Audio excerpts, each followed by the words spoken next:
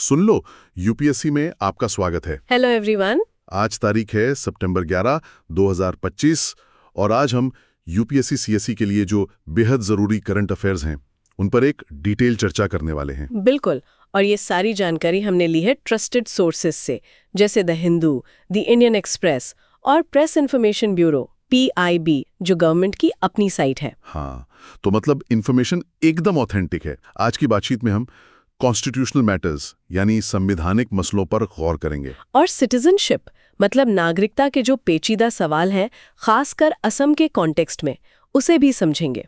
फिर एनवायरनमेंट और इकोनॉमी, पर्यावरण और अर्थव्यवस्था, इनका जो तालमेल है, ग्रीन फाइनेंस जैसी चीजें, उस पर भी बात होगी। और हाँ, पब्लिक हेल्थ, जन स्वास्थ्य की एक बहुत बड़ी चुनौती, एंटी माइक्रोबियल रेजिस्टेंस यानी AMR, उसको भी गहराई से देखेंगे। तो जो भी एस्पिरेंट्स तैयारी करें उनके लिए ये समझना बहुत जरूरी है कि ये सारे मुद्दे आपस में कैसे जुड़े हुए हैं और आपके मेंस और प्रीलिम्स के लिए क्यों इतने इंपॉर्टेंट हैं। एग्जैक्टली। अंत तक जरूर बने रहिएगा क्योंकि हम देंगे की टेकअवेज यानी मुख्य बातें जो आपको याद रखनी है। और मेंस प्रैक्टिस क्वेश्चंस भी होंगे, प्रीलिम्स के लिए क्विज भी होगा और रिवीजन के लिए कुछ हैंडी टूल्स भी। तो चलिए शुरू करते हैं। Let's begin. अच्छा, आज की चर्चा शुरू करने से पहले एक बहुत ही पावरफुल थॉट स्वामी विवेकानंद जी का। आज सितंबर 11 है ना? हाँ बिल्कुल। और इसी दिन 1893 में उन्होंने शिकागो में वर्ल्ड पार्लियामेंट ऑफ रिलीजन्स में अपना वो ऐतिहासिक भाषण दिया था। माइंड ब्लोइंग स्पीच थी वो। हाँ, जिसने पूरी दुनिया को भारत के विजन से इंट्रोड्यूस कराया। तो उन्होंने कहा था, एक विचार लो, उस विचार को अपना जीवन बना लो, उसके बारे में सोचो, उसके सपने देखो, उसी विचार पर जियो। मस्तिष्क, मांसपेशियों, नसों, शरीर के हर हिस्से को उस विचार से भर दो और बाकी हर विचार को अकेला छोड़ दो। यही सफलता का रास्ता है। वाओ, कितनी गहरी बात है। और यूपीएससी की तैयारी के लिए तो ये एकदम फिट बैठती है ना? वो सिंगल माइंडेड फोकस चाहिए होता है। एग्जैक्टली, वो पैशन, वो डेडिकेशन। चलिए इसी पॉजिटिव नोट के साथ आज के पहले टॉपिक पर आते हैं। गहन विश्लेषण, mains focus 1, the governor's discretion, supreme court on assent to bills, GS paper 2, polity and governance. तो पहला मुद्दा जो है वो बहुत ही क्रूशल है, बहुत अहम है। गवर्नर यानी राज्यपाल, उनकी डिस्क्रेशन मतलब विवेकाधीन शक्ति पर सुप्रीम कोर्ट यानी सर्वोच्च न्यायालय में सुनवाई चल रही है। मामला क्या है ये? हाँ, ये मामला काफी गरमाया हुआ है। देखिए, एक 5 जज कॉन्स्टिट्यूशन बेंच है, यानी 5 न्यायाधीशों की संविधान पीठ, वो एक प्रेसिडेंशियल रेफरेंस सुन रही है। मतलब राष्ट्रपति जी ने ये मामला कोर्ट को भेजा है सलाह के लिए। अच्छा, प्रेसिडेंशियल रेफरेंस। और सवाल क्या है इसमें? सवाल फंडामेंटल है कि क्या बिल्स यानी विधेयकों को मंजूरी देने के लिए गवर्नर्स और प्रेसिडेंट यानी राज्यपालों और राष्ट्रपति पर कोई टाइम लिमिट, कोई समय सीमा लगाई जा सकती है? ये तो बड़ा सवाल है। गवर्नेंस के बिल रोक कर रखने की शिकायतें तो आती रहती हैं। बिल्कुल, ये मुद्दा उठाई इसलिए है क्योंकि तमिलनाडु और केरला जैसे कई ऑपोजिशन रूल स्टेट्स हैं, मतलब विपक्ष शासित राज्य। उन्होंने शिकायत की है कि उनके गवर्नर्स बिलों पर बेवजह बिना किसी कारण के देरी कर रहे हैं, मतलब महीनों सालों तक बिल पास नहीं कर रहे। और केंद्र सरकार का क्या कहना है इस पर? यूनियन गवर्नमेंट यानी केंद्र सरकार इसे फॉल्स अलार्म कह रही है, मतलब झूठी चेतावनी कि ऐसा कुछ खास नहीं हो रहा। लेकिन मजे की बात यह है कि खुद chief justice of India, Bharat के मुख्य न्यायाधीश जस्टिस BR गवई ने सुनवाई के दौरान कहा कि ऐसे उदाहरण हैं जहां गवर्नर 4-4 साल तक बिल लेके बैठे रहे। अरे बाप रे, 4 साल, 4 years। मतलब आप सोचिए, स्टेट लेजिस्लेचर ने कोई कानून बनाया लोगों के लिए और वो 4 साल तक लागू ही नहीं हुआ।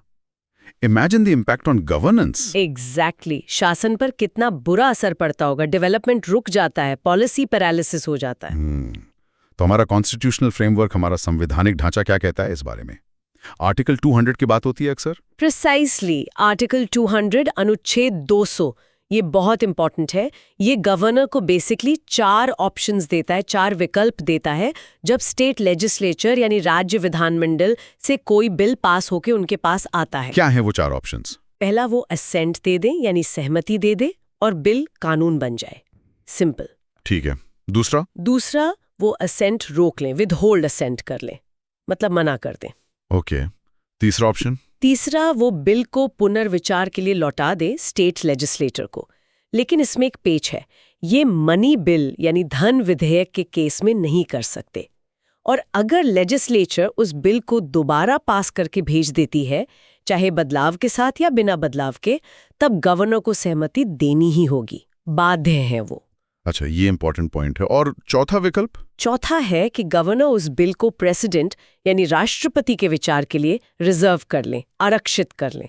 ये तब होता है जब गवर्नर को लगता है कि बिल में कोई ऐसा मामला है जो प्रेसिडेंट की नज़र में आना चाहिए, जैसे वो हाईकोर्ट की शक्तियों को कम करता हो या संविधान के किसी प्रावधान के खिलाफ हो। ठीक है, तो ये 4 ऑप्शंस हैं आर्टिकल 200 में। और आर्टिकल 201 का क्या रोल है फिर? आर्टिकल 201 अनुच्छेद 201 वो उन बिलों से डील करता है जो गवर्नर ने प्रेसिडेंट के लिए रिजर्व किए हैं। अब प्रेसिडेंट के पास भी विकल्प है, वो या तो सहमति देंगे या सहमति रोक लेंगे। वो चाहें तो गवर्नर को निर्देश दे सकते हैं कि बिल को पुनर्विचार के लिए राज्य विधानमंडल को लौटा दें, अगर वो मनी बिल नहीं है। और इसमें एक लैंडमार्क केस भी है ना, जो गवर्नर की शक्तियों के बारे में बात करता है, शायद शमशेर सिंह केस। बिल्कुल सही, Shamsher Singh versus state of Punjab 1974। ये बहुत ही महत्वपूर्ण मामला है। इसमें सुप्रीम कोर्ट ने साफ कहा था कि गवर्नर को काउंसिल ऑफ मिनिस्टर्स यानी मंत्री परिषद की सलाह, एड एंड एडवाइस पर ही काम करना होगा, सिवाय कुछ बहुत ही रेयर डिस्क्रेशनरी मैटर्स के, यानी दुर्लभ विवेकाधीन मामलों के। मतलब गवर्नर अपनी मर्जी से काम नहीं कर सकते ज्यादातर मामलों में। तो फिर ये बिलों पर सहमति रोकने हैं या देरी करने का अधिकार डिस्क्रेशनरी कैसे हुआ? ये तो सलाह पर होना चाहिए था। यही तो क्रक्स है इस डिबेट का। राज्यों का कहना है कि बिल पर सहमति देना या ना देना ये गवर्नर का डिस्क्रिशनरी पावर नहीं होना चाहिए, खासकर जब बिल राज्य सूची के विषयों पर बना हो और संविधान के अनुरूप हो। उन्हें मंत्री परिषद की सलाह माननी चाहिए, पर प्रैक्टिस में ऐसा हो नहीं रहा है। तो ये जो प्रेसिडेंशियल रेफरेंस आया है सुप्रीम कोर्ट के पास, इसका इमीडिएट ट्रिगर क्या था? मतलब अचानक ये मुद्दा इतना क्यों उछला? इसका तात्कालिक कारण है सुप्रीम कोर्ट का ही एक फैसला जो इसी साल अप्रैल 8, 2025 को आया था। वो तमिलनाडु सरकार का केस था। हाँ, मैंने पढ़ा था उसके बारे में। उस फैसले में कोर्ट ने एक तरह से गवर्नर और प्रेसिडेंट के लिए बिलों पर फैसला लेने के लिए 3 महीने की टाइमलाइन तय कर दी थी और एक बहुत ही इंटरेस्टिंग कॉन्सेप्ट दिया था डीम्ड असेंट का। डीम्ड असेंट मतलब अगर गवर्नर या प्रेसिडेंट उस 3 महीने की टाइमलाइन में फैसला नहीं लेते हैं तो ये मान लिया जाएगा कि उन्होंने सहमति दे दी है, बिल अपने आप पास माना जाएगा।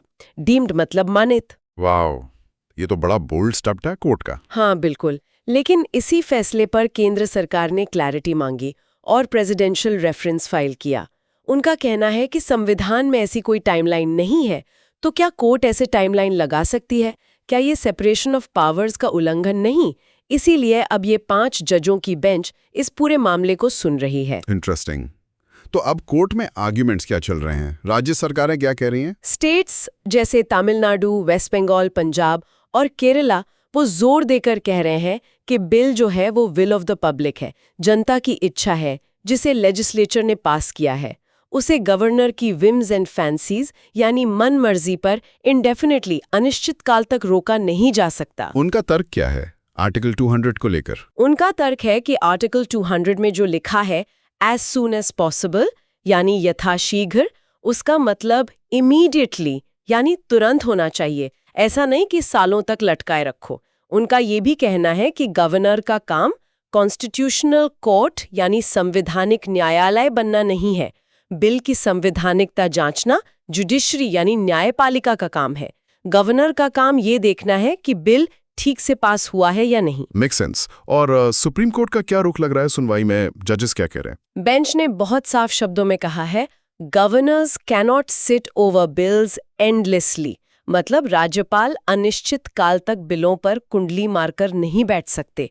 जजेस ने यह भी कहा कि हम एक रिपब्लिक हैं, एक गणतंत्र हैं, यहाँ गवर्नर्स आर नॉट मोनार्क्स। राज्यपाल कोई सम्राट नहीं है जो अपनी मर्जी चलाएं। हाँ, ये तो बहुत स्ट्रांग ऑब्जर्वेशन है कोर्ट की। बिल्कुल, लेकिन कोर्ट सेपरेशन ऑफ पावर्स यानी शक्तियों के पृथक्करण के सिद्धांत पर भी बहुत गंभीरता से विचार कर रही है। कोर्ट ये भी सोच रही है कि क्या टाइमलाइन तय करना जुडिशियल ओवररीच यानी न्यायिक अतिक्रमण माना जाएगा, या ये संविधान में संशोधन करने जैसा होगा जो कोर्ट का काम नहीं है। ये तो है, ये बड़ा डेलिकेट बैलेंस है। हाँ, पर कोर्ट ने ये भी कहा कि संविधान को इफेक्टिव बनाना, उसे प्रभावी बनाना भी जरूरी है। अगर गवर्नर सालों तक बिल रोके रहेंगे तो कॉन्स्टिट्यूशनल मशीनरी तो ठप हो जाएगी ना, तो कोर्ट को रास्ता निकालना होगा। तो इसके इम्प्लीकेशंस, इसके निहितार्थ क्या हैं फेडरलिज्म यानी संघवाद और गवर्नेंस यानी शासन पर? देखिए, सबसे पहली बात तो ये दिखाता है कि सेंटर स्टेट रिलेशंस, केंद्र राज्य संबंधों में कितना तनाव है, कितना फ्रिक्शन है, खासकर उन राज्यों में जहां केंद्र और राज्य में अलग-अलग पार्टियों की सरकारें हैं। हाँ, ये पैटर्न तो दिखता है। दूसरी बात, गवर्नर का ऑफिस, राज्यपाल का कार्यालय, जो आइडेंटिटी में कॉन्स्टिट्यूशनल लिंक होना चाहिए, एक संवैधानिक कड़ी केंद्र और राज्यों के बीच, उस पर यह सवाल उठ रहा है कि कहीं वो सेंटर का पॉलिटिकल इंस्ट्रूमेंट, एक राजनीतिक उपकरण तो नहीं बन रहा है। क्या गवर्नर्स केंद्र के इशारे पर काम करे राज्यों को परेशान करने के लिए? ये तो कोऑपरेटिव फेडरलिज्म, सहकारी संघवाद की जो स्पिरिट है, जो भावना है, उसके बिल्कुल खिलाफ है। एग्जैक्टली। कोऑपरेटिव फेडरलिज्म का मतलब है केंद्र और राज्य मिलकर काम करें, एक दूसरे का सहयोग करें। लेकिन अगर गवर्नर बिल रोकेंगे तो सहयोग कैसे होगा? ये तो कॉन्फ्रंटेशनल फेडरलिज्म हो गया। और ये डीम्ड असेंट वाला कॉन्सेप्ट जो पिछले फैसले में आया था, उसका क्या भविष्य लगता है? देखिए, वो जुडिशरी का एक बहुत बोल्ड स्टेप था, एग्जीक्यूटिव इनएक्शन यानी कार्यकारी निष्क्रियता से निपटने का। अगर कार्यपालिका अपना काम नहीं कर रही है तो न्यायपालिका को हस्तक्षेप करना पड़ रहा है। ये दिखाता है कि सिस्टम में कहीं ना कहीं प्रॉब्लम है। अब ये 5 जजों की बेंच उस कॉन्सेप्ट को अपहोल्ड करती है, मॉडिफाई करती है या रिजेक्ट करती है, ये देखना होगा। हाँ, ये पूरा केस सेपरेशन ऑफ पावर्स का एक क्रिटिकल टेस्ट है, एक महत्वपूर्ण परीक्षण है। जुडिशरी कितनी दूर तक जा सकती है एग्जीक्यूटिव डोमेन में। बिल्कुल। द फाइनल जजमेंट, जो भी फैसला आएगा, वो एक लैंडमार्क होगा।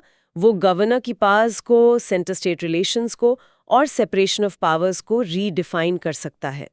टेबल 1 को संक्षेप में आर्टिकल 200 के ऑप्शंस, शमशेर सिंह केस और अप्रैल 2025 के फैसले की points, 3 month timeline and deemed assent. ये तो बहुत ही इंपॉर्टेंट डेवलपमेंट है पॉलिटी एंड गवर्नेंस के लिहाज से, इस पर नजर रखनी होगी। दूसरा, citizenship and expulsion, Assam's new SOP for suspected foreigners, GS paper 2 polity and governance, GS paper 3 internal security. चलिए अब अगले टॉपिक पर आते हैं। ये सीधे जुड़ा है सिटीजनशिप यानी कि नागरिकता और इंटरनल सिक्योरिटी, आंतरिक सुरक्षा से। आसाम कैबिनेट ने एक नया स्टैंडर्ड ऑपरेटिंग प्रोसीजर SOP यानी मानक संचालन प्रक्रिया अप्रूव की है। हाँ, और ये SOP है immigrants expulsion from Assam act 1950 को लागू करने के लिए। ये एक्ट बहुत पुराना है, 1950 का। अच्छा, 1950 का एक्ट। और ये SOP कर क्या रहा है? ये SOP सस्पेक्टेड फॉरेनर्स यानी संदिग्ध विदेशियों को पहचानने और डिपोर्ट करने यानी निर्वासित करने की जो प्रक्रिया है, उसे पूरी तरह से बदल रहा है। इसमें काफी बड़े बदलाव हैं। क्या बदलाव है इसमें? सबसे बड़ा बदलाव ये है कि इसमें डिस्ट्रिक्ट कमिश्नर्स यानी जिला आयुक्त को बहुत ज्यादा पावर, बहुत ज्यादा शक्ति दी गई है, और जो मौजूदा फॉरेनर्स ट्राइब्यूनल्स हैं यानी विदेशी न्यायाधिकरण, उनको एक तरह से बाईपास किया जा रहा है, किनारा किया जा रहा है। फॉरेनर्स ट्राइब्यूनल्स ये क्या है? Foreigners tribunals quasi judicial bodies है, अर्ध न्यायिक निकाय, जो फॉरेनर्स एक्ट 1946 के तहत बनाए गए हैं। इनका काम यही तय करना है कि कोई व्यक्ति विदेशी है या नहीं। असम में ऐसे कई ट्रिब्यूनल काम कर रहे हैं। ओके, तो अब इनका रोल कम किया जा रहा है? हाँ बिल्कुल, इस नए SOP के तहत FTs का रोल बहुत लिमिटेड कर दिया गया है। अच्छा, पहले थोड़ा बैकग्राउंड समझ लेते हैं। असम में ये सिटीजनशिप का इशू तो बहुत पुराना और कॉम्प्लिकेटेड है ना? हाँ, बहुत पुराना और सेंसिटिव इशू है। इसके कुछ की पॉइंट्स हैं जो हमें याद रखने चाहिए। पहला, असम अकॉर्ड 1985, असम समझौता। ये भारत सरकार और असम आंदोलन के नेताओं के बीच हुआ था। हाँ, इसमें कट ऑफ डेट तय हुई थी ना? ऑफ डेट माना गया था अवैध अप्रवासियों की पहचान के लिए।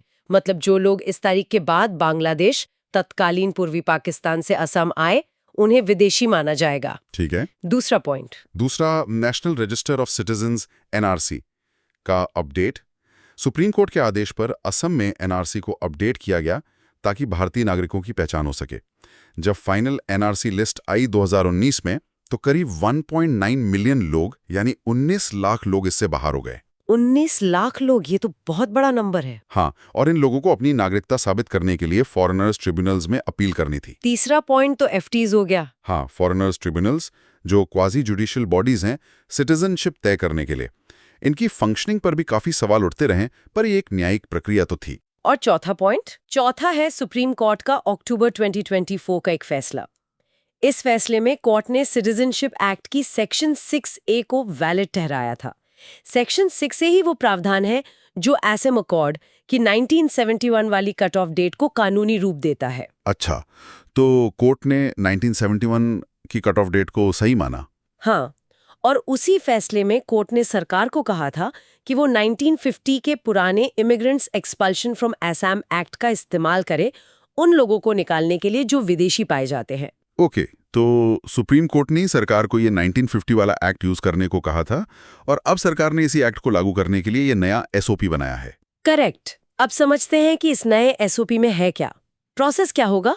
हाँ, बताइए। असम के चीफ मिनिस्टर मुख्यमंत्री जी ने जो बताया है उसके मुताबिक पहला प्रोसेस तब शुरू होगा जब डीसी यानी डिस्ट्रिक्ट कमिश्नर को किसी सस्पेक्टेड फॉरेनर संदिग्ध विदेशी के बारे में जानकारी मिलेगी। ये जानकारी बॉर्डर पुलिस से आ सकती है या फिर अदर सोर्सेज से। अब ये अदर सोर्सेज क्या है ये क्लियर नहीं है। अदर सोर्सेज में तो कुछ भी हो सकता है फिर। दूसरा, डीसी उस व्यक्ति को नोटिस भेजेगा और उस व्यक्ति को अपनी इंडियन सिटीजनशिप भारतीय नागरिकता साबित करने के लिए सिर्फ 10 दिन का समय मिलेगा। Only 10 days. सिर्फ 10 दिन? अरे, नागरिकता साबित करना कोई आसान काम तो है नहीं। इतने सारे डॉक्यूमेंट्स लगते हैं, वो भी पुराने। 10 दिन में कैसे होगा? यही तो सबसे बड़ा कंसर्न है। इतने कम समय में खासकर गरीब और कम पढ़े लिखे लोगों के लिए डॉक्यूमेंट्स जुटाना और अपनी नागरिकता साबित करना प्रैक्टिकली इम्पॉसिबल हो सकता है। बिल्कुल। आगे क्या होगा? 3, अगर डीसी उन 10 दिनों में दिए गए सबूतों से संतुष्ट नहीं है तो वो सीधे इवैक्यूएशन ऑर्डर यानी निकासी आदेश जारी कर सकते हैं। कोई लंबी सुनवाई नहीं, कोई अपील का जिक्र नहीं इस स्टेज पर। मतलब डीसी का फैसला ही फाइनल?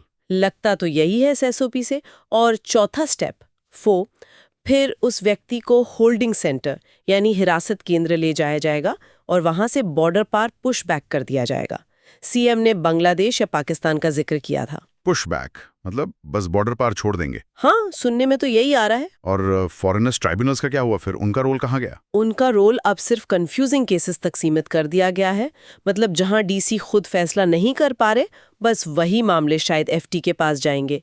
सीएम ने तो प्रेस कॉन्फ्रेंस में साफ कहा कि इरादा एफटीज के रोल को नलिफाई करना है, यानी निष्प्रभावी करना है। ओहो, ये तो मतलब पूरी प्रक्रिया ही बदल दी। इसके तो बहुत गंभीर इम्प्लीकेशंस होंगे। कॉन्स्टिट्यूशनल चिंताएं क्या हैं? संवैधानिक रूप से क्या गलत है इसमें? देखिए, सबसे बड़ा इश्यू है ड्यू प्रोसेस का उल्लंघन। ये क्वाजी जुडिशियल प्रोसेस, जहां थोड़ी बहुत सुनवाई और सबूतों की जांच होती थी, उससे हटकर पूरी तरह एग्जीक्यूटिव प्रोसेस यानी कार्यकारी प्रक्रिया की तरफ एक बड़ा शिफ्ट है। हाँ, एफटीएस की आलोचना होती थी, पर कम से कम वो एक ट्रिब्यूनल तो थे जहां वकील बहस कर सकते थे, सबूत पेश कर सकते थे। एग्जैक्टली। अब डीसी, जो एक एडमिनिस्ट्रेटिव ऑफिसर है, एक प्रशासनिक अधिकारी है, वो सिर्फ 10 दिन में किसी की नागरिकता पर, उसके देश में रहने के अधिकार पर फैसला कर देगा। ये नेचुरल जस्टिस, नैसर्गिक न्याय और फेयर हियरिंग, निष्पक्ष सुनवाई के जो सिद्धांत है, उनके सरासर खिलाफ है। जुडिशियल पावर, जो न्याय करने की शक्ति है, वो एग्जीक्यूटिव के हाथ में दी जा रही है। ये तो सेपरेशन ऑफ पावर्स के भी खिलाफ जाता है। और मानवीय चिंताएं, ह्यूमैनिटेरियन कंसर्न्स, ये पुशबैक वाली बात बहुत खतरनाक लग रही है। बिल्कुल। सबसे बड़ा खतरा है स्टेटलेसनेस का, राज्य विहीनता का। मान लीजिए किसी को डीसी ने विदेशी घोषित कर दिया और उसे बॉर्डर पर ले जाकर छोड़ दिया, पर बांग्लादेश के साथ हमारी कोई फॉर्मल रिपेट्रिएशन ट्रीटी यानी प्रत्यावर्तन संधि तो है नहीं इस तरह के मामलों के लिए। हाँ, ये तो है। तो अगर बांग्लादेश उन्हें लेने से मना कर दे तो वो व्यक्ति कहाँ जाएगा? वो तो कहीं का नहीं रहेगा, स्टेटलेस हो जाएगा।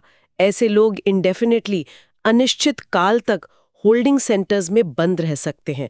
ये एक बहुत बड़ा ह्यूमैनिटेरियन क्राइसिस, एक मानवीय संकट बन सकता है। ये तो बहुत ही गंभीर स्थिति है। अच्छा, इसे सिटीजनशिप अमेंडमेंट एक्ट सीएए के साथ कैसे देखना चाहिए? कोई कनेक्शन है? देखिए, कनेक्शन सीधा दिखता है। सीएनएस अपने बयान में कहा कि हिंदू बंगालीज पर शक करने का कोई कारण नहीं है। इस बयान से आशंका पैदा होती है कि इस एसओपी का सिलेक्टिव एप्लीकेशन हो सकता है, चयनात्मक अनुप्रयोग हो सकता है, रिलीजन यानी धर्म के आधार पर। मतलब ये कि शायद ये एसओपी ज्यादातर बंगाली स्पीकिंग मुस्लिम्स को टारगेट करने के लिए इस्तेमाल हो। एसओपी लोगों को एक्सपेल करने के लिए, और सीएए जो है वो नॉन मुस्लिम्स को सिटीजनशिप देने का रास्ता खोलता है, अगर वो निर्दिष्ट देशों से और निर्दिष्ट तारीख से पहले आए हों। तो ये दोनों मिलकर एक तरह से असम की डेमोग्राफी को बदलने का टूल बन सकते हैं। ये आशंका जताई जा रही है। क्रिटिक्स का कहना है कि ये कॉम्बिनेशन असम में बंगाली स्पीकिंग मुस्लिम्स को डिस्प्रोपोर्शनेटली यानी असमान रूप से प्रभावित कर सकता है। और अगर ऐसा होता है तो ये संविधान के आर्टिकल 14 जो राइट टू इक्वालिटी समानता का अधिकार देता है उसका उल्लंघन होगा, क्योंकि कानून का इस्तेमाल धर्म के आधार पर भेदभाव करने के लिए किया जा रहा है। ये पूरा मामला बहुत ही सेंसिटिव और चिंताजनक है। इसके दूरगामी परिणाम हो सकते हैं। इंटरनल सिक्योरिटी के लिए भी ये चैलेंज हो सकता है अगर बड़ी संख्या में लोग स्टेटलेस हो जाएं। डेफिनेटली इस पर बहुत ध्यान रखने की जरूरत है कि ये एसओपी जमीन पर कैसे लागू होता है और क्या इसमें मानवाधिकारों का ध्यान रखा जाता है या नहीं। 3. Green Finance, India's Roadmap for Sustainable Growth, GS Paper 3, Environment and Economy. चलिए अब जरा गियर बदलते हैं और बात करते हैं एनवायरनमेंट यानी पर्यावरण और इकोनॉमी अर्थव्यवस्था के संगम की। टॉपिक है ग्रीन फाइनेंस यानी हरित वित्त। हाँ, ये आजकल बहुत चर्चा में है। यूनियन मिनिस्टर भूपेंद्र यादव जी ने हाल ही में इसे सस्टेनेबल एंड कोलैबोरेटिव ग्रोथ यानी सतत और सहयोगात्मक विकास का कॉर्नरस्टोन आधारशिला बताया है। ग्रीन फाइनेंस सुनने में तो अच्छा लगता है, पर इसका मतलब क्या है एग्जैक्टली? देखिए, ग्रीन फाइनेंस का सीधा सा मतलब है फाइनेंशियल इन्वेस्टमेंट यानी वित्तीय निवेश उन प्रोजेक्ट्स में करना जो एनवायरनमेंट के लिए अच्छे हों, जो सस्टेनेबल डेवलपमेंट सतत विकास को बढ़ावा दें। जैसे उदाहरण के लिए जैसे रिन्यूएबल एनर्जी प्रोजेक्ट्स, सौर ऊर्जा, पवन ऊर्जा, एनर्जी एफिशिएंसी बढ़ाने वाले प्रोजेक्ट्स, पोल्यूशन कंट्रोल के उपाय, waste management, sustainable agriculture, clean transportation जैसे इलेक्ट्रिक गाड़ियां, एफॉरेस्टेशन, वनीकरण, बायोडाइवर्सिटी कंजर्वेशन, जैव विविधता संरक्षण, ये सब ग्रीन फाइनेंस के दायरे में आते हैं। ओके, तो इंडिया के लिए ग्रीन फाइनेंस इतना ज़रूरी क्यों है? इंडिया के लिए बहुत ज़्यादा ज़रूरी है क्योंकि हमारे इंटरनेशनल क्लाइमेट कमिटमेंट्स हैं, अंतर्राष्ट्रीय जलवायु प्रतिबद्धताएं हैं जिन्हें हमें पूरा करना है। जैसे पेरिस एग्रीमेंट। हाँ, पेरिस एग्रीमेंट के तहत हमारे एनडीसीज हैं, नेशनली डिटर्मिन्ड कॉन्ट्रीब्यूशंस, यानी राष्ट्रीय स्तर पर निर्धारित योगदान। इसमें हमने अपने एमिशन इंटेंसिटी को कम करने का लक्ष्य रखा है, रिन्यूएबल एनर्जी कैपेसिटी बढ़ाने का लक्ष्य रखा है। और COP26 में जो पंचामृत गोल्स घोषित हुए थे, बिल्कुल, उसमें तो और भी एम्बिशियस गोल्स हैं, जैसे 2030 तक 500 GW non fossil energy capacity हासिल करना, और सबसे बड़ा लक्ष्य 2070 तक नेट जीरो एमिशंस हासिल करना, यानी जितना कार्बन हम उत्सर्जित करें उतना ही सोख भी लें। 2070 तक नेट जीरो, ये तो बहुत बड़ा टारगेट है। और इन सब लक्ष्यों को पाने के लिए पैसा कहाँ से आएगा? एग्जैक्टली, यहीं पर ग्रीन फाइनेंस का रोल आता है। इन सब कामों के लिए भारी मात्रा में इन्वेस्टमेंट चाहिए, और वो सिर्फ सरकारी पैसे से नहीं हो सकता, हमें प्राइवेट इन्वेस्टमेंट को भी इस तरफ लाना होगा। तो सरकार क्या कदम उठा रही है इस दिशा में ग्रीन फाइनेंस को बढ़ावा देने के लिए? सरकार एक पूरा इकोसिस्टम, एक पूरा पारिस्थितिकी तंत्र बनाने की कोशिश कर रही है। मिनिस्टर जी ने कहा कि ग्रीन फाइनेंस अब कोई नीश एरिया नहीं है, कोई संकीर्ण क्षेत्र नहीं रह गया है, बल्कि ये कम्पेटिटिव एंड रिजिलियंट इकोनॉमीज यानी प्रतिस्पर्धी और लचीली अर्थव्यवस्थाओं की बैकबोन, रीढ़ की हड्डी है। अच्छा, तो क्या इनिशिएटिव्स लिए गए हैं? कुछ की इनिशिएटिव्स हैं, मुख्य पहल हैं। 1. सॉवरेन ग्रीन बॉन्ड्स, संप्रभु हरित बॉन्ड। इंडिया ने पिछले साल सफलतापूर्वक ये बॉन्ड्स जारी किए हैं। ये ग्रीन बॉन्ड्स क्या होते हैं? ये नॉर्मल बॉन्ड्स की तरह ही होते हैं, सरकार पैसे उधार लेती है, लेकिन इसमें गारंटी होती है कि इस पैसे का इस्तेमाल सिर्फ और सिर्फ ग्रीन प्रोजेक्ट्स के लिए ही किया जाएगा, जैसे रिन्यूएबल एनर्जी या पोल्यूशन कंट्रोल में। और इंडिया के ग्रीन बॉन्ड्स को इंटरनेशनल लेवल पर भी काफी अच्छा रिस्पॉन्स मिला, काफी रुचि दिखी है निवेशकों की। ये तो अच्छी बात है। और दूसरा इनिशिएटिव? दूसरा है ग्रीन क्रेडिट प्रोग्राम यानी हरित क्रेडिट कार्यक्रम। ये अक्टूबर 2023 में लॉन्च हुआ था। ग्रीन क्रेडिट, ये क्या चीज है? कार्बन क्रेडिट जैसा कुछ? थोड़ा अलग है। ये एक मार्केट बेस्ड मैकेनिज्म है, बाजार आधारित तंत्र है, जो वॉलंटरी एनवायरमेंटल एक्शंस को इंसेंटिवाइज करता है, प्रोत्साहित करता है। मतलब अगर कोई व्यक्ति, समुदाय या कंपनी अपनी मर्जी से पर्यावरण के लिए कुछ अच्छा काम करती है, जैसे पेड़ लगाना या पानी बचाना, तो उन्हें ग्रीन क्रेडिट्स मिलेंगे। और इन क्रेडिट्स का क्या होगा? ये क्रेडिट्स ट्रेड किए जा सकेंगे, मतलब इन्हें खरीदा बेचा जा सकेगा। तो जिन कंपनियों को अपने एनवायरमेंटल ऑब्लिगेशंस पूरे करने हैं, वो ये क्रेडिट्स खरीद सकती हैं। अभी अगस्त 2025 में इसकी रिवाइज्ड मेथोडोलॉजी, संशोधित कार्यप्रणाली आई है, जिससे प्राइवेट एंटिटीज, निजी संस्थाएं सीधे इसमें भाग ले सकती हैं। उम्मीद है कि इससे प्राइवेट कैपिटल, निजी पूंजी, इको रेस्टोरेशन यानी पारिस्थितिकी बहाली के कामों के लिए मोबिलाइज होगी, जुटेगी। इंटरेस्टिंग आइडिया है। तीसरा इनिशिएटिव क्या है? तीसरा है कार्बन मार्केट्स, कार्बन बाजार। सरकार पेरिस एग्रीमेंट के आर्टिकल 6 को ऑपरेशनलाइज करने पर, संचालित करने पर फोकस कर रही है। आर्टिकल 6 बात करता है कि कैसे देश आपस में कार्बन क्रेडिट्स ट्रेड करके अपने एमिशन रिडक्शन टारगेट्स को पूरा कर सकते हैं। तो इंडिया अपना कार्बन मार्केट बना रहा है? हाँ, मकसद है हाई इंटेग्रिटी कार्बन मार्केट्स बनाना, ऐसे बाजार जहां पारदर्शिता हो और जो वाकई में एमिशन रिडक्शंस, उत्सर्जन कटौती के लिए फाइनेंशियल इंसेंटिव्स, वित्तीय प्रोत्साहन दें। ये सब सुनने में तो बहुत अच्छा लग रहा है, पर क्या इसमें कोई चैलेंजेस भी हैं, कोई मुश्किलें? चैलेंजेस तो हैं, बिल्कुल हैं। एक बड़ा चैलेंज, बल्कि एक पॉलिसी पैराडॉक्स कह सकते हैं, नीतिगत विरोधाभास, वो ये है कि एक तरफ सरकार ग्रीन फाइनेंस को बढ़ावा दे रही है, हाँ, और दूसरी तरफ रिसोर्स एक्सट्रैक्शन यानी संसाधन निष्कर्षण को तेज करने वाली नीतियां भी बना रही हैं। मतलब समझी नहीं। जैसे फॉरेस्ट रूल्स में संशोधन किए गए हैं ताकि माइनिंग के लिए अप्रूवल्स आसानी से मिल सके, खासकर क्रिटिकल मिनरल्स की माइनिंग के लिए। क्रिटिकल मिनरल्स जैसे लिथियम, कोबाल्ट। हाँ, वही सब जो ग्रीन टेक्नोलॉजी के लिए बहुत जरूरी है, बैटरी बनाने के लिए, सोलर पैनल के लिए। तो आयरनी ये है कि ग्रीन इकोनॉमी बनाने के लिए हमें इकोलॉजिकली सेंसिटिव एरियाज, पारिस्थितिक रूप से संवेदनशील क्षेत्रों में, जंगलों में माइनिंग बढ़ानी पड़ सकती है। अरे, ये तो मतलब एक हाथ से देना दूसरे हाथ से लेना जैसा हो गया। ये तो बहुत डिफिकल्ट ट्रेड ऑफ है, एक कठिन समझौता है। एनवायरनमेंट को बचाने के लिए एनवायरनमेंट को नुकसान पहुंचाना। एग्जैक्टली। ये एक बहुत बड़ा चैलेंज है कि डेवलपमेंट और एनवायरनमेंट के बीच बैलेंस कैसे बनाया जाए। और इन्वेस्टमेंट की जरूरत कितनी है? आपने कहा बहुत ज्यादा, कोई अंदाजा है? ह्यूज इन्वेस्टमेंट चाहिए। सरकार का अपना अनुमान है कि 2070 तक नेट जीरो का लक्ष्य पाने के लिए इंडिया को $10 ट्रिलियन से ज्यादा का निवेश लगेगा। 10 ट्रिलियन US डॉलर्स, ये तो बहुत ही बड़ा अमाउंट है। हाँ, बहुत बड़ा। और जाहिर है इतना पैसा सिर्फ पब्लिक फंड से, सरकारी खजाले से नहीं आ सकता, वो काफी नहीं होगा। इसीलिए GCP जैसे इनिशिएटिव्स का फोकस है मोबिलाइज प्राइवेट कैपिटल पर, निजी पूंजी को आकर्षित करने पर, और साथ ही डी रिस्क प्राइवेट इन्वेस्टमेंट पर, यानी निजी निवेश के जोखिम को कम करने पर, ताकि प्राइवेट कंपनियां बेझिझक ग्रीन प्रोजेक्ट्स में पैसा लगाएं। तो इसकी सफलता किस बात पर डिपेंड करेगी? सक्सेस इस पर डिपेंड करेगा कि हम ग्रीन इन्वेस्टमेंट्स के लिए कितना स्टेबल, स्थिर और प्रॉफिटेबल, लाभदायक मार्केट बना पाते हैं। निवेशकों को भरोसा होना चाहिए कि उनका पैसा डूबेगा नहीं और उन्हें अच्छा रिटर्न मिलेगा। आपने शुरू में कहा था कि मिनिस्टर जी ने कहा कि ग्रीन फाइनेंस को मार्जिन्स टू मेन स्ट्रीम लाना है, यानी हाशिए से मुख्य धारा में लाना है। इसका क्या मतलब है? इसका मतलब है कि ग्रीन फाइनेंस सिर्फ एक अलग थलग चीज न रह जाए, बल्कि हमारी पूरी इकोनॉमिक फिलॉसफी, हमारे आर्थिक दर्शन में एक फंडामेंटल शिफ्ट आए, एक मौलिक बदलाव आए।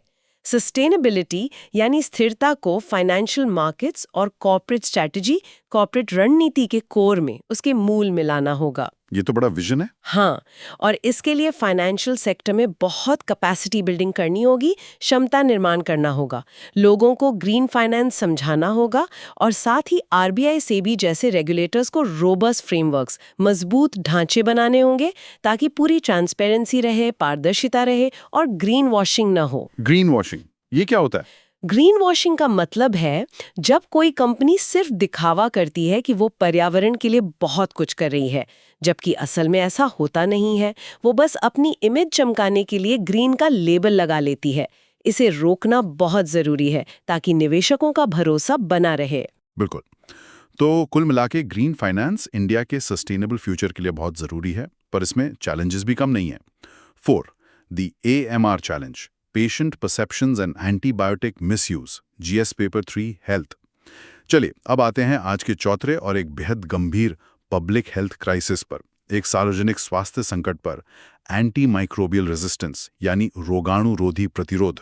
हाँ, AMR, ये शब्द शायद बहुतों ने सुना हो, पर इसकी गंभीरता का अंदाजा कम लोगों को है। द हिंदू में हाल ही में एक स्टडी छपी है जो कहती है कि इंडिया में patient perceptions drive frivolous antibiotic use, मतलब मरीजों की जो धारणाएं हैं, उनकी जो सोच है, वो बेवजह अनावश्यक एंटीबायोटिक के इस्तेमाल को बढ़ावा देती है। हाँ, ये स्टडी बहुत इंपॉर्टेंट है क्योंकि ये फोकस को सप्लाई साइड से हटाकर डिमांड साइड प्रेशर्स पर लाती है। सप्लाई साइड मतलब? सप्लाई साइड मतलब डॉक्टर्स कैसे दवा लिखते हैं, प्रिस्क्रिप्शन प्रैक्टिसेस, दवाएं कैसे बिकती हैं, रेगुलेशन कैसा है। ज्यादातर चर्चा इसी पर होती है। पर ये स्टडी कह रही है कि प्रॉब्लम का एक बड़ा हिस्सा डिमांड साइड पर है, यानी मरीज क्या चाहते हैं, उनकी उम्मीदें क्या हैं। अच्छा, पहले ये समझ लेते हैं कि एएमआर होता क्या है। ये प्रतिरोध है किस चीज का? देखिए, एंटीमाइक्रोबियल दवाएं वो होती हैं जो इन्फेक्शंस फैलाने वाले सूक्ष्म जीवों, माइक्रोब्स को मारती हैं या उनकी ग्रोथ रोकती हैं। जैसे बैक्टीरिया को मारने के लिए एंटीबायोटिक्स, वायरसेस के लिए एंटीवायरल्स, फंगी के लिए एंटीफंगल्स वगैरह। ठीक है। अब एएमआर यानी एंटीमाइक्रोबियल रेजिस्टेंस तब होता है जब ये बैक्टीरिया, वायरस, फंगी वगैरह इन दवाओं के खिलाफ रेजिस्टेंस डेवलप कर लेते हैं, प्रतिरोधक क्षमता विकसित कर लेते हैं। मतलब दवा उन पर असर करना बंद कर देती है। तो इसका मतलब इलाज मुश्किल हो जाता है? मुश्किल ही नहीं, कई बार नामुमकिन हो जाता है। कॉमन इन्फेक्शंस जिनका इलाज पहले आसानी से हो जाता था, वो जानलेवा बन सकते हैं। बाप रे। सर्जरीज, कीमोथेरेपी जैसी मेडिकल प्रोसीजर्स बहुत रिस्की हो जाती हैं क्योंकि इन्फेक्शन का खतरा बढ़ जाता है जिसे कंट्रोल नहीं किया जा सकता। बाप रे, ये तो बहुत खतरनाक है। बिल्कुल। वर्ल्ड हेल्थ ऑर्गेनाइजेशन WHO ने AMR को top 10 global public health threats में रखा है। ये कोई छोटी मोटी बात नहीं है।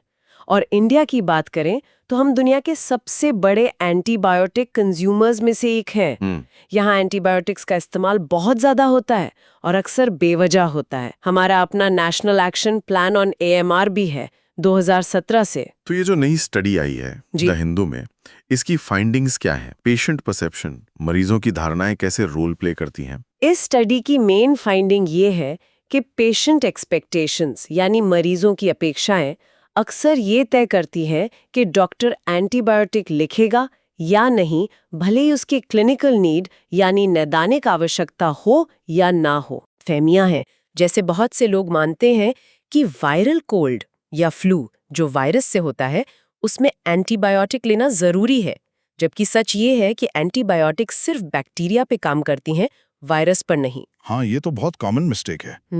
लोग जरा सा जुकाम हुआ नहीं कि एंटीबायोटिक मांगने लगते हैं। एग्जैक्टली। या फिर एक और धारणा है कि अगर नाक से रंगीन डिस्चार्ज आ रहा है, पीला या हरा बलगम, तो मतलब बैक्टीरियल इन्फेक्शन है और एंटीबायोटिक चाहिए ही चाहिए, जबकि ये भी जरूरी नहीं है। तो इन गलतफहमियों के वजह से लोग डॉक्टर पर प्रेशर बनाते हैं कि एंटीबायोटिक लिखो, हमें जल्दी ठीक होना है। हाँ, और कई बार डॉक्टर्स भी ये प्रेशर से कम कर जाते हैं। उन्हें लगता है मरीज को खुश रखना है या शायद उन्हें भी पूरी जानकारी ना हो। तो ये तो डिमांड साइड की बात हुई। सप्लाई साइड फैक्टर्स क्या हैं जो इस प्रॉब्लम को और बढ़ाते हैं? ना, बहुत आसान है, आप किसी भी फार्मेसी पे जाकर खरीद सकते हैं, कोई पूछता भी नहीं। हाँ, ये तो है। दूसरा, कुछ डॉक्टर्स की इनप्रोप्रिएट प्रिस्क्राइबिंग हैबिट्स यानी दवा लिखने की गलत आदतें, शायद जानकारी की कमी या फिर फार्मास्यूटिकल कंपनियों का प्रभाव। एक सरकारी स्टडी हुई थी, national centre for disease control NCDC ने की थी। उसमें पाया गया कि सर्वे किए गए 71.9% पेशेंट्स को एंटीबायोटिक्स दी गई। ये बहुत हाई परसेंटेज है। 71.9%। और उसमें भी कोई खास तरह की एंटीबायोटिक्स ज्यादा दी जा रही थी। हाँ, और चिंता की बात यह है कि WHO ने एंटीबायोटिक्स को 3 ग्रुप्स में बांटा है: एक्सेस, वॉच और रिजर्व। एक्सेस ग्रुप वाली दवाएं फर्स्ट लाइन ट्रीटमेंट होनी चाहिए। ये ज्यादातर कॉमन इन्फेक्शंस के लिए सेफ और इफेक्टिव हैं।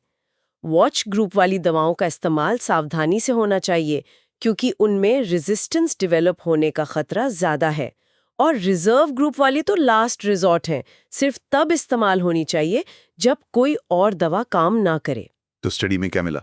स्टडी में मिला कि इंडिया में वॉच ग्रुप वाली एंटीबायोटिक्स एक्सेस ग्रुप वाली दवाओं से ज्यादा प्रेस्क्राइब हो रही हैं। ये बहुत ही अलार्मिंग ट्रेंड है।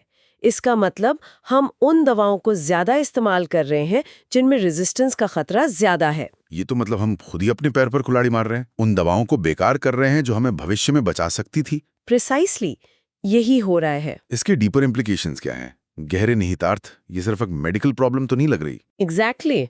ये सिर्फ एक मेडिकल प्रॉब्लम नहीं है, ये एक बिहेवियरल साइंस चैलेंज भी है, एक व्यवहार विज्ञान की चुनौती है। लोगों के फैसले, चाहे वो मरीज हों या डॉक्टर, वो परसेप्शन पर, आदत पर, उम्मीदों पर आधारित हैं, न कि साइंटिफिक एविडेंस पर, वैज्ञानिक सबूतों पर। तो इसका समाधान सिर्फ स्ट्रिक्टर सेल्स कंट्रोल्स जैसे रेगुलेटरी सॉल्यूशन से नहीं होगा, मतलब सिर्फ कानून बनाने से कि बिना पर्ची के दवा नहीं मिलेगी। वो जरूरी है पर काफी नहीं है। हमें बिहेवियरल इंटरवेंशंस करने होंगे, व्यवहारिक हस्तक्षेप करने होंगे। हमें लोगों की सोच बदलनी होगी, उनकी आदतें बदलनी होंगी। पेशेंट्स को समझाना होगा कि हर बीमारी में एंटीबायोटिक जरूरी नहीं है, और डॉक्टर्स को भी रिस्पॉन्सिबल प्रिस्क्राइबिंग के लिए ट्रेन करना होगा, उन्हें सपोर्ट करना होगा। और इसके इकोनॉमिक कॉन्सिक्वेंसेस क्या हो सकते हैं? आर्थिक परिणाम सिवियर, बहुत गंभीर। सोचिए अगर कॉमन सर्जरीज जैसे सी सेक्शन या हिप रिप्लेसमेंट्स जानलेवा बन जाएं क्योंकि पोस्ट सर्जरी इन्फेक्शन का इलाज ना हो पाए। अगर सिंपल इन्फेक्शंस जैसे न्यूमोनिया या यूरिनरी ट्रैक्ट इन्फेक्शन लाइलाज हो जाएं, हाँ, तो क्या होगा? हेल्थ केयर कॉस्ट्स आसमान छूने लगेंगी। लोगों को ज्यादा दिन अस्पताल में रहना पड़ेगा, ज्यादा महंगी सेकेंड लाइन या थर्ड लाइन दवाएं लेनी पड़ेंगी। अगर वो काम करें तो प्रोडक्टिविटी का भारी नुकसान होगा, लोग काम नहीं कर पाएंगे। एक अनुमान है कि AMR की वजह से ग्लोबल GDP को भारी नुकसान हो सकता है आने वाले दशकों में। ये तो एक साइलेंट पैंडेमिक जैसा है, एक खामोश महामारी जो धीरे धीरे फैल रही है। बिल्कुल सही शब्द इस्तेमाल किया आपने, साइलेंट पैंडेमिक। ये इंडिया की पब्लिक हेल्थ में जो हमने प्रोग्रेस की है उसे रिवर्स कर सकती है, पलट सकती है, और लाखों लोगों को वापस गरीबी में धकेल सकती है। तो क्या हम कह सकते हैं कि ये पब्लिक हेल्थ कम्युनिकेशन का एक बड़ा फेलियर है, स्वास्थ्य संचार की विफलता? लगता तो है। अगर इतने सारे लोग आज भी मानते हैं कि एंटीबायोटिक वायरल कोल्ड ठीक कर सकती हैं, तो इसका मतलब है कि बेसिक हेल्थ लिटरेसी, बुनियादी स्वास्थ्य साक्षरता हम ठीक से प्रमोट नहीं कर पाए हैं। जानकारी लोगों तक सही तरीके से पहुंची ही नहीं। तो जरूरत किस चीज की है? हमें एक सस्टेन्ड यानी निरंतर चलने वाला, मल्टीलिंगुअल यानी बहुभाषी, और कल्चरली सेंसिटिव यानी सांस्कृतिक रूप से संवेदनशील नेशनल कम्युनिकेशन कैंपेन चलाना होगा। एक राष्ट्रीय संचार अभियान जो लोगों को AMR के खतरों के बारे में और एंटीबायोटिक्स के सही इस्तेमाल के बारे में जागरूक करें। स्कूलों में, कम्युनिटी में, मीडिया में, हर जगह ये संदेश पहुंचाना होगा। हाँ, ये मल्टीप्रोंग्ड अप्रोच लेगा। रेगुलेशन भी, बिहेवियर चेंज भी और कम्युनिकेशन भी। बिल्कुल तभी इस साइलेंट पैंडेमिक से लड़ा जा सकता है। बिल्कुल, awareness is the first step. अन्य महत्वपूर्ण समाचार, प्रीलिम्स एंड मीन्स फॉर्डर। चलिए अब सेक्शन B में आते हैं और कुछ और इम्पॉर्टेंट न्यूज़ हेडलाइंस देखते हैं जो प्रीलिम्स और मेंस दोनों के लिए यूजफुल हो सकती हैं, संक्षेप में। जरूर। पहली खबर है इलेक्शन कमीशन ऑफ इंडिया यानी भारत निर्वाचन आयोग से। ECI क्या कर रहा है? ECI पूरे देश में वोटर लिस्ट्स यानी मतदाता सूची का स्पेशल इंटेंसिव रिवीजन SIR करने जा रहा है। Special intensive revision. पूरे देश में एक साथ? हाँ, सिंगल यूनिफॉर्म शेड्यूल पर एक समान कार्यक्रम के तहत। मकसद है एरर फ्री यानी त्रुटि मुक्त और इंक्लूसिव यानी समावेशी इलेक्टोरल रोल बनाना।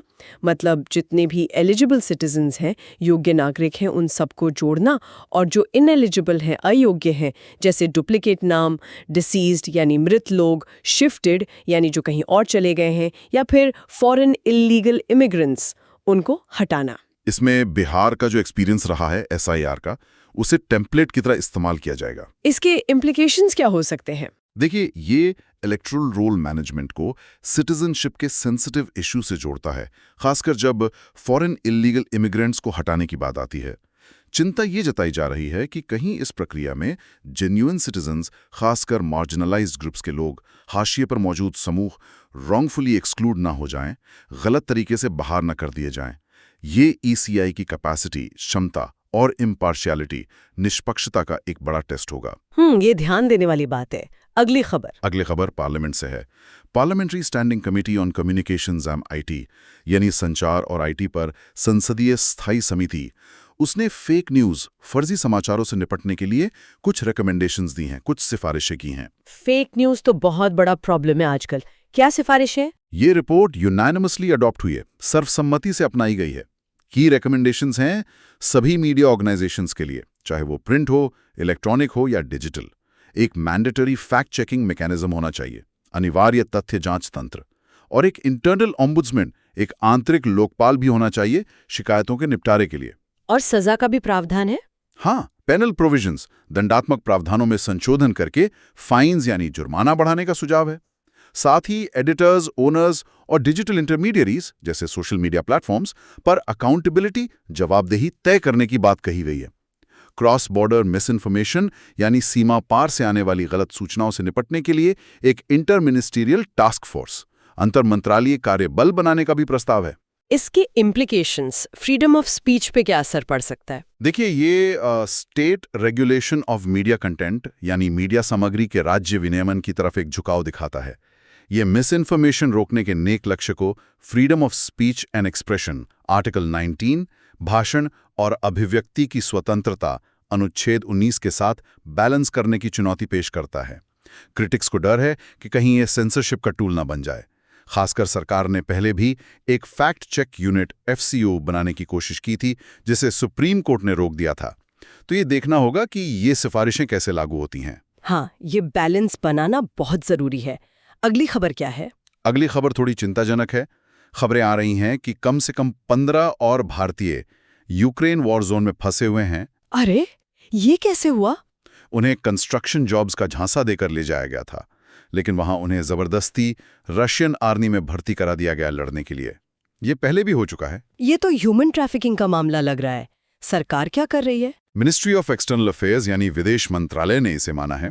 उन्होंने नागरिकों को सावधान रहने को कहा है कि ऐसे जॉब ऑफर से बचें, और वो रशियन अथॉरिटीज से लगातार बात कर रहे हैं ताकि इन भारतीयों की अर्ली रिलीज हो सके, जल्द रिहाई हो सके।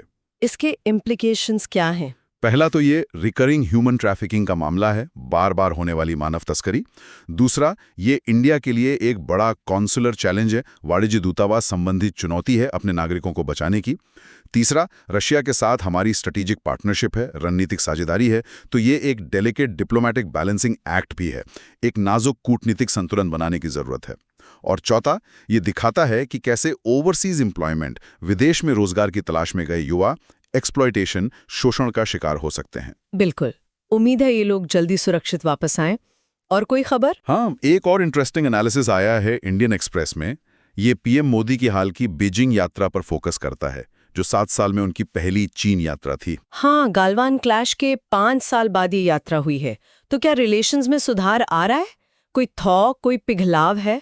एनालिसिस कहता है कि ये नरमी जो दिख रही है वो शायद प्रैग्मेटिक है, व्यावहारिक है और एक स्ट्रेटेजिक रिस्पॉन्स है यूएस प्रेसिडेंट ट्रंप की अग्रेसिव ट्रेड पॉलिसीज के खिलाफ। अच्छा, कैसे? देखिए, यूएस ने हाल ही में इंडिया पर 50% तक और चाइना पर 30% तक भारी टैरिफ्स लगाए हैं। इससे दोनों देशों की अर्थव्यवस्थाओं पर असर पड़ रहा है।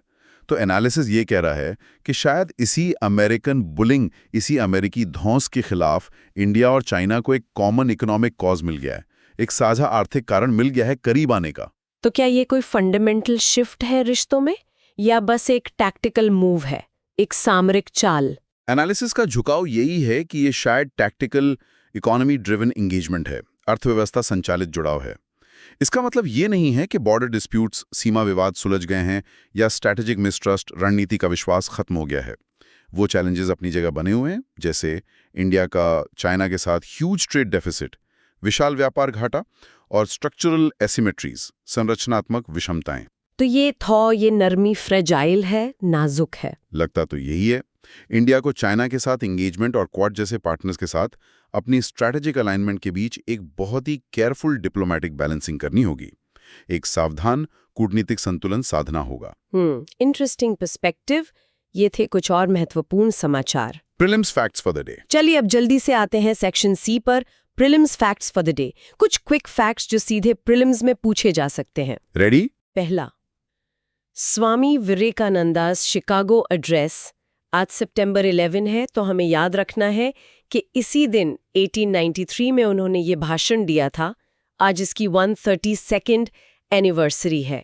उनका संदेश था यूनिवर्सल ब्रदरहुड, सार्वभौमिक भाईचारा, हार्मनी, सद्भाव और टॉलरेंस, सहिष्णुता। बिल्कुल। दूसरा, आचार्य विनोबा भावे। आज उनकी बर्थ एनिवर्सरी भी है, जन्मदिन है, सितंबर 11। वो महान फ्रीडम फाइटर थे, सोशल रिफॉर्मर थे और सच्चे गांधीयन थे। उन्हें मुख्य रूप से जाना जाता है भूदान मूवमेंट, भूदान आंदोलन के लिए, और उनका नारा था जय जगत, जय जगत। तीसरा, पर्पल फेस्ट 2025, ये क्या है? पर्पल फेस्ट 2025 आयोजित किया जा रहा है ministry of social justice and empowerment, सामाजिक न्याय और अधिकारिता मंत्रालय के तहत, जो department of empowerment of persons with disabilities यानी दिव्यांगजन सशक्तिकरण विभाग, उसके द्वारा। किस लिए है ये फेस्ट? पर्सन्स विद डिसेबिलिटीज यानी दिव्यांगजन जो हैं, उनके टैलेंट और एम्पावरमेंट, उनके सशक्तिकरण का उत्सव है, उन्हें मेन स्ट्रीम में लाने का एक प्रयास। और पर्पल कलर क्यों? क्योंकि पर्पल रंग इक्वालिटी और डिग्निटी का सिंबल माना जाता है दिव्यांगजनों के संदर्भ में। अच्छा।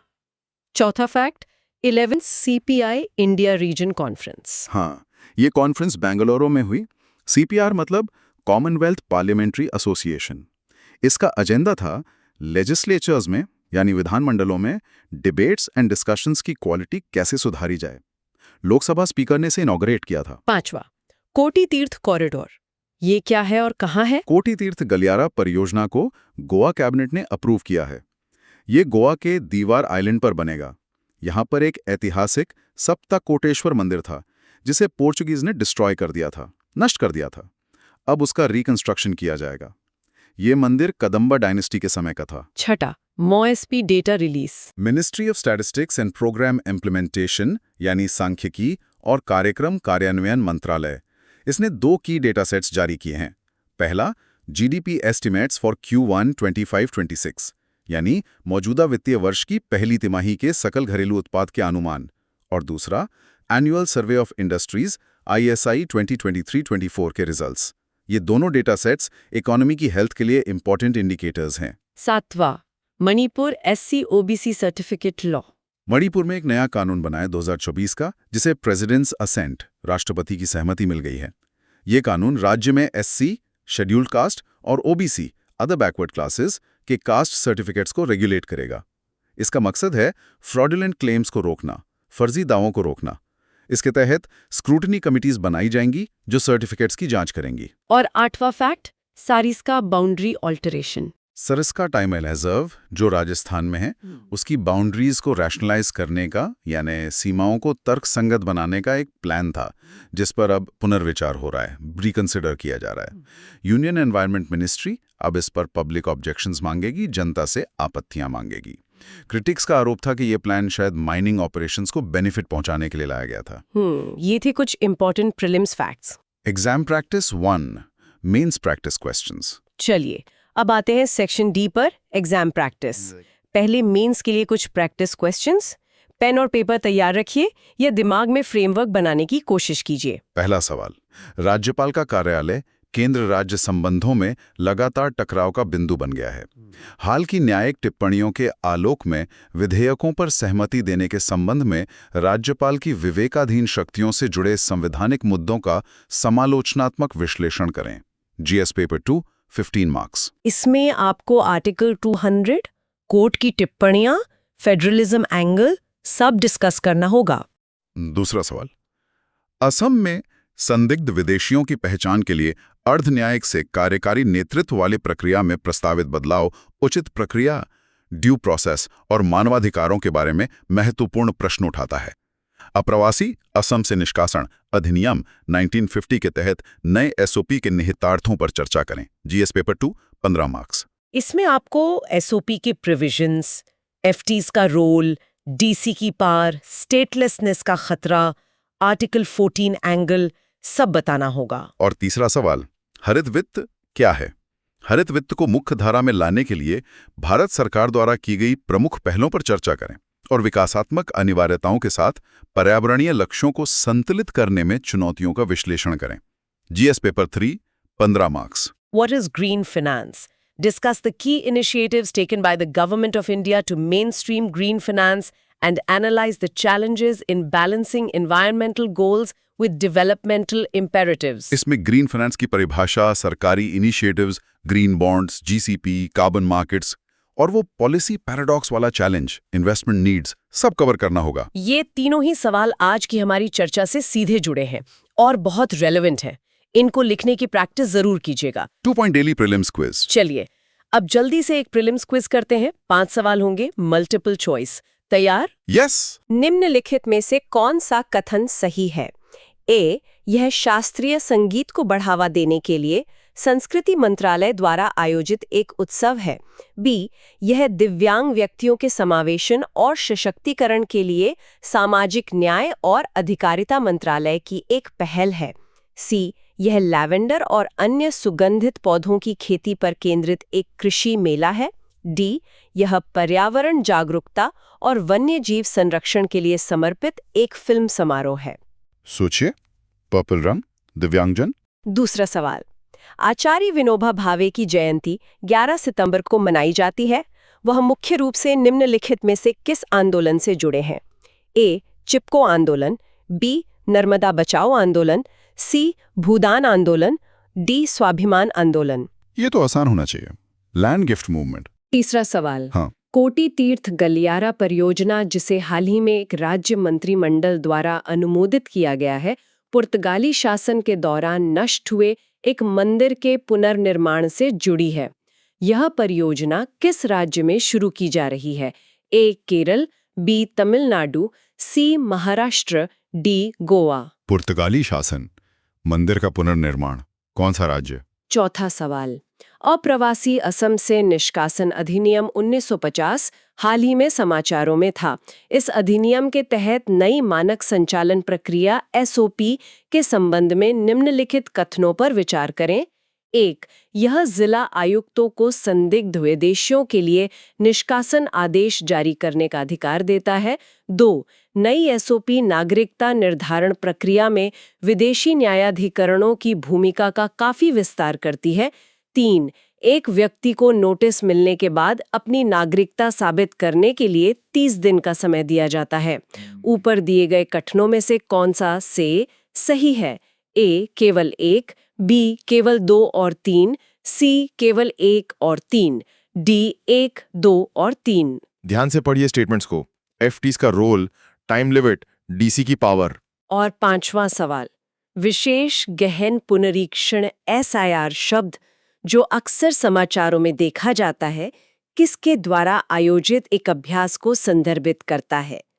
ए, भारतीय रिजर्व बैंक द्वारा उधार दरों को संशोधित करने के लिए, बी, भारत निर्वाचन आयोग द्वारा मतदाता सूची को अद्यतन करने के लिए, सी, राष्ट्रीय सांख्यिकी कार्यालय द्वारा सकल घरेलू उत्पाद गणना पद्धति को संशोधित करने के लिए, डी, प्रशासनिक सुधार विभाग द्वारा सिविल सेवा नियमों को संशोधित करने के लिए। SIR इलेक्टोरल रोल कौन करता है? चलिए, उम्मीद है आपने अपने आंसर सोच लिए होंगे। आंसर्स देखें। बताते हैं। 1 का है बी, दिव्यांग व्यक्तियों का सशक्तिकरण। 2 का है सी, भूदान आंदोलन। 3 का है डी, गोवा। 4 का है ए, केवल 1 सही है, DC को अधिकार मिलता है, FTs का रोल कम होता है और समय 30 नहीं 10 दिन है। 5 का है बी, भारत निर्वाचन आयोग मतदाता सूची के लिए। इन सब के एक्सप्लेनेशंस आपको हमारे चैनल पर मिल जाएंगी। हाँ, और अपना स्कोर क्या रहा, 5 में से कितने सही हुए, कमेंट में जरूर बताना। रिवीजन टूल्स और आखिर में सेक्शन E, रिवीजन टूल्स। आज की चर्चा से कुछ की टर्म्स हैं जिन्हें आप फ्लैश कार्ड्स बनाकर रिवाइज कर सकते हैं। जैसे पहला आर्टिकल 200, फ्रंट पे लिखिए, राज्य विधानमंडल द्वारा पारित विधेयक के संबंध में संविधान के अनुच्छेद 200 के तहत राज्यपाल की शक्तियां क्या हैं। और बैक पर लिखिए राज्यपाल के लिए 4 विकल्प। 1, सहमति देना। 2, सहमति रोकना। 3, पुनर्विचार के लिए विधेयक लौटाना यदि धन विधेयक नहीं है। या 4, राष्ट्रपति के विचार के लिए विधेयक आरक्षित करना। दूसरा, anti microbial resistance AMR, front. रोगाणुरोधी प्रतिरोध AMR क्या है? बैक, सूक्ष्म जीवों जैसे बैक्टीरिया, वायरस की क्षमता एक रोगाणुरोधी दवा जैसे एंटीबायोटिक को उनके खिलाफ काम करने से रोकने की। ये मानक उपचारों को अप्रभावी बनाता है और रोग फैलने और मृत्यु का खतरा बढ़ाता है। तीसरा, green credit programme GCP, front. Bharat सरकार का हरित क्रेडिट कार्यक्रम GCP क्या है? बैक, व्यक्तियों, समुदायों और कंपनियों द्वारा स्वैच्छिक पर्यावरणीय कार्यों को प्रोत्साहित करने के लिए शुरू किया गया एक बाजार आधारित तंत्र। वनीकरण या जल संरक्षण जैसी सकारात्मक क्रियाएं व्यापार योग्य हरित क्रेडिट उत्पन्न करती हैं। चौथा, special intensive revision SIR front. चुनावों के संदर्भ में विशेष गहन पुनरीक्षण SIR क्या है? बैक भारत निर्वाचन आयोग ECI द्वारा एक ताज़ा और त्रुटि मुक्त मतदाता सूची बनाने के लिए किया गया एक व्यापक अभ्यास, जिसमें आमतौर पर सभी पात्र मतदाताओं को शामिल करने और अपात्र लोगों को हटाने के लिए गहन घर-घर सत्यापन शामिल होता है। और पांचवा, immigrants expulsion from Assam act 1950 front. अप्रवासी असम से निष्कासन अधिनियम 1950 का उद्देश्य क्या है? बैक एक केंद्रीय अधिनियम जो नामित अधिकारियों को असम से किसी भी ऐसे व्यक्ति का पता लगाने और निष्कासन का आदेश देने का अधिकार देता है जिसका रहना आम जनता या राज्य में किसी अनुसूचित जनजाति के हितों के लिए हानिकारक माना जाता है। ये फ्लैश कार्ड्स आपको क्विक रिवीजन में बहुत हेल्प करेंगे। आउट्रो तो ये थी हमारी आज की विस्तृत चर्चा 11 सितंबर 2025 के महत्वपूर्ण करंट अफेयर्स पर। हमने गवर्नर की पावर्स और उस पर चल रही डिबेट को समझा। हाँ, और असम के नए सिटीजनशिप SOP के जो गंभीर निहितार्थ हैं उन पर भी बात की। ग्रीन फाइनेंस के कॉन्सेप्ट, इनिशिएटिव्स और चैलेंजेस को देखा। और उस साइलेंट पैंडेमिक AMR चैलेंज की गहराई को भी समझा। साथ ही प्रीलिम्स फैक्ट्स और मेंस क्वेश्चंस भी देखें। याद रखिए, UPSC सिर्फ फैक्ट्स रटना नहीं है, ये इश्यूज को समझने, उनके बीच के कनेक्शंस को देखने और क्रिटिकली एनालाइज यानी आलोचनात्मक विश्लेषण करने के बारे में है। आज के topics governance, federalism, human rights, economy, environment और हेल्थ, ये सब कोर सिलेबस एरियाज को टच करते हैं। बिल्कुल। तो इस चर्चा को अगर जरूरत लगे तो दोबारा सुने, अपने नोट्स बनाएं, सोचें कि आप इन पॉइंट्स को, इन आर्ग्यूमेंट्स को, इन एग्जाम्पल्स को अपने आंसर्स में कैसे इंटीग्रेट कर सकते हैं। और ये सिर्फ एग्जाम के लिए नहीं है, एक इन्फॉर्म्ड सिटीजन, एक जागरूक नागरिक बनने के लिए भी ये सब जानना समझना बहुत जरूरी है। आप सब कर सकते हैं। कीप पुशिंग, हिम्मत मत हारिए। बिल्कुल, लगे रहिए। अगर आपको ये विश्लेषण मददगार लगा तो प्लीज इसे लाइक करें, अपने फेलो एस्पिरेंट्स के साथ शेयर करें, अपने थॉट्स, अपने सवाल कमेंट्स में बताएं और हाँ, सुन लो UPSC यूट्यूब चैनल को सब्सक्राइब करना न भूलें। आप सिर्फ ₹299 की मेंबरशिप ज्वाइन करके हमारे सभी वीडियोस एक्सेस कर सकते हैं। A very nominal amount for quality content. और अगर आपको हमारा काम वाकई में पसंद आया, अगर आपको लगता है कि इससे आपकी तैयारी में मदद मिल रही है, तो सुपर थैंक्स के जरिए सपोर्ट जरूर करें। इससे हमें चैनल को लॉन्ग टर्म में सस्टेनेबल बनाने में, टिकाऊ बनाने में बहुत मदद मिलेगी। आपका छोटा सा कंट्रीब्यूशन हमें और बेहतर कंटेंट बनाने के लिए मोटिवेट करेगा। जल्द मिलेंगे अगले एनालिसिस के साथ। तब तक पढ़ते रहिए, सीखते रहिए। All the best.